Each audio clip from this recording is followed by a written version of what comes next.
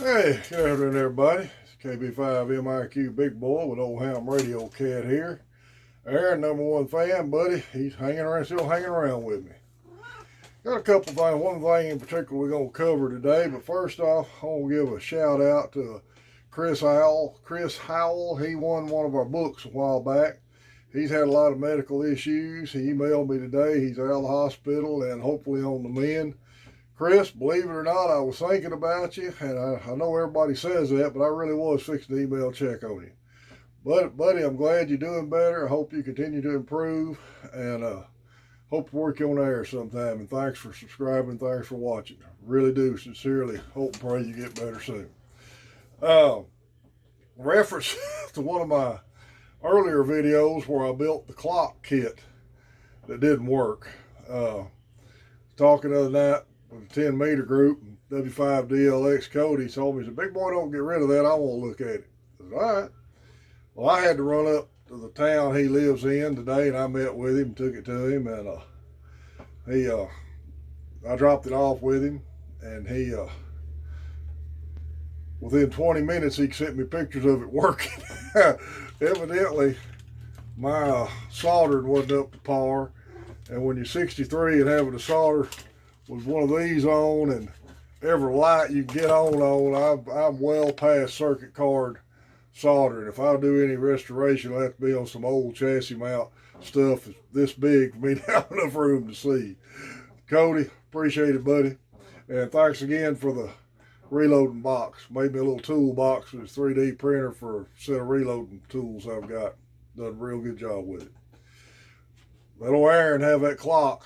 If he enjoys it, let him have it. Cause I'd rather him use it because I'll just use it for a video. And thanks again for getting her going. I'm gonna have to plug a picture here on the end of it of the clock actually working. I had a few bad solder connections on it.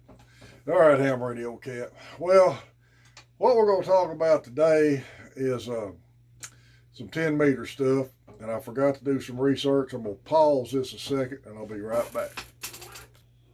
Okay, I'm back. Like I said before, I don't do these from a script, and I forgot something I was going to research, talk to y'all about in just a minute.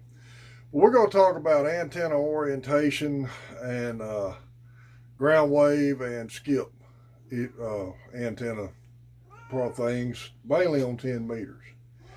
As y'all know from my last video, I got a rotor back up and running.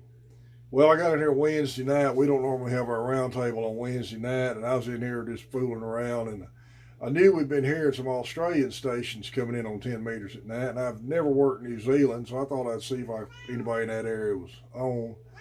And I swung my beam due west and called CQ and had a guy answer me from Florida. And he was off the back of my 2-element Moxon beam in Florida and had like a 5.7 signal report. I told him, wait a minute, and I swung the beam back around south, a little bit southeast, and went 5.9 plus. We had a good QSO. Goes to show you how well 10 meter propagates when it's open. Now, a couple points I want to make here on that is this. Nothing wrong with wire dipoles. Just about everybody that check in with us can hear all of us. They hear some of us better than the others. And really, Cody, Jeff, and Tim are all running a version of a dipole on 10 meters. But sometimes directional works better, especially when the band's starting to go out. Now, talking about power, and I may be rambling a little bit here, I'm sorry, but talking about people using power and things like that, and we're strictly going to talk 10 meters. Everybody, I see a lot of posts on social media where everybody gets kind of bogged down worrying about their signal strength report. 5.9, 5.9 plus, everybody thinks you got to be at least 5.9 or over on signal strength. Everybody thinks you need to run an amp. Remember your rules. Even though we have a 1.5 kilowatt max power output in ham radio, the law says you should only use the required amount of power to get the desired communication to go through. Now consider this. If you're 5.9 on a station The 5 means he's rating your audio from 0 to 5. And 5 is perfect. So he's hearing you fine, whether you're a 5.9 or a 5.4. So power is not as big a factor there unless you're trying to bust through a pile up, as a lot of people want to make it out to be. I would a lot rather have a 5 audio and him hearing me well with a lesser signal strength. Now, we have guys talking to us about the difference in horizontal, vertical polarization. And we had a guy check in the other night talking to us on the vertical. Once the signal skips, the polarization doesn't matter anymore. Because we had guys, we was 5.9 on him in South Carolina, and he was 5.9 plus on us, and he was talking to us on a 10-meter vertical, and we were talking to him I was on my 2-element Yagi, and Jeff was on his dipole. Where polarization really makes a difference is in ground wave. Now, most of your ham base setups are going to be set up for HF horizontal. Most of your CB setups have always been vertical. The reason for that, even though CBers work skip, they talk to more mobile units, and ground wave, you need to be polarized the same, because remember, there's 30 dB of signal loss just going from horizontal to vertical polarization. Amateur radio, most of us here talking ground wave are not talking to mobile units unless we're talking skip. Now, here's where ground wave gets a little weird, especially at the distances we're trying to talk amongst us, and even though we do have skip stations come in all the time. Let me get my notes out here and I'll give you some for instances. All these bearings are from my location. WD5HKV is 89.5 degrees east, and these are all QRZ measurements in miles, and I ain't sure they're exactly, but for straight line miles they're probably right, but they're definitely not right road miles. He shows to be 12.3 miles away. W5DLX is 83.4 east, and he shows to be 10.3 miles away. WW5AH is 92.3 degrees east. He's 16.4 miles away. Tim, luckily as close as we are, we're far enough apart we can safely talk with 100-watt radios and not be overloading each other. But he's 163.3 degrees south-southeast of me, 4.5 miles away. All right. Now, here's why I'm bringing this up. We had this happen the other night. WW5AH does a lot of different antenna configurations with loops and long wires and stuff like that. Well, he had made a dipole. Normally, he's like an S7 on us, ground wave. Well, he come up the other night, and, I could hear him. Probably give him a 4 or 5 on audio, but had absolutely no signal strength on him. Jeff was even having a hard time hearing him. Well, he said, wait a minute, let me move this antenna. He built this 10-meter dipole and built it on a frame portable where he could move it around real easy. He had it behind a house, behind a building. Once he moved it out behind that building, he come back up to S7, S8 on both of us. So when ground wave, it's real dependent upon having a clear line of sight. Like Cody, for instance, I'm a constant S9 plus on Jeff. He's got his 10-meter dipole that he made, probably 30, 40 feet in the air. I'm a little closer to Cody, but Cody hadn't got a pole up yet. His dipole is probably only 15, 20 feet in the air, and it's behind a building. So I'm kind of an S4 on him. We got a good audio. We communicate just fine. But it shows a difference in having obstructions for ground wave communications on 10 meters. Now, a lot of guys don't worry about that. But we're a local group here. We kind of like to be able to talk to one another on 10, plus it opens up for other stations to check in.